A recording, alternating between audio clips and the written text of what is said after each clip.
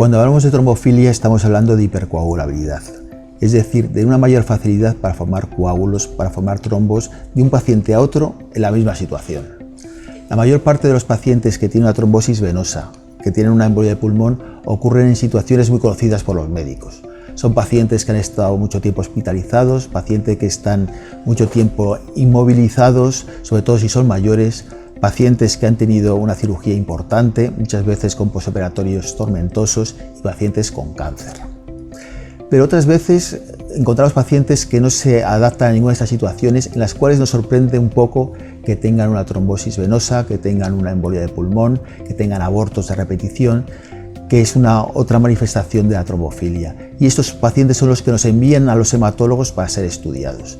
Por tanto, los hematólogos nos vamos a encontrar en la consulta con pacientes que han tenido una embolia de pulmón, que han tenido una trombosis venosa y que los factores de riesgo no están muy claros. Vamos a encontrar los pacientes jóvenes que han tenido trombosis venosas. Vamos a encontrar los pacientes que son familiares de alguien ya diagnosticado de trombofilia. Vamos a encontrar los pacientes con abortos de repetición, porque muchas veces los abortos pueden ser una causa de, en el fondo es una trombosis más, una trombosis pero esta vez de los vasos de la placenta.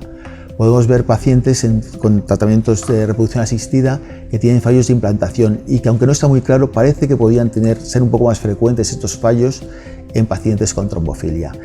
Y otras situaciones menos frecuentes que a veces tenemos que estudiar también los hematólogos, como problemas durante el embarazo, trombosis en sitios raros, pacientes jóvenes que tienen microinfartos cerebrales. Todo ese conjunto de pacientes son los que los hematólogos vamos a pedir estudios de trombofilia. Pues le pedimos una analítica normal y además una serie de parámetros específicos. Vamos a querer saber cómo están los niveles y una serie de proteínas que intervienen en la coagulación, la proteína C de la coagulación, la proteína S de la coagulación, la antitrombina 3, si hay valores bajos, paciente que va a tener mayor riesgo de trombosis. Vamos a ver el factor 8, que cuando está alto puede favorecer las trombosis. Vamos a estudiar la homocisteína, que es un aminoácido que tiene propiedades protrombóticas, es decir, que favorece los trombos y que hay algunas personas que lo tienen por encima de valores normales. Vamos a estudiar una serie de anticuerpos que aparecen en algunas enfermedades autoinmunes, como el síndrome antifosfolípido, que son el antiguante lúpico, los anticuerpos anticardiolipina y los anticuerpos anti-beta-2 glicoproteína 1. Vamos a estudiar dos mutaciones frecuentes que se asocian a trombosis, como es la mutación del factor 5 Leiden y la mutación del gen de la protrombina. No.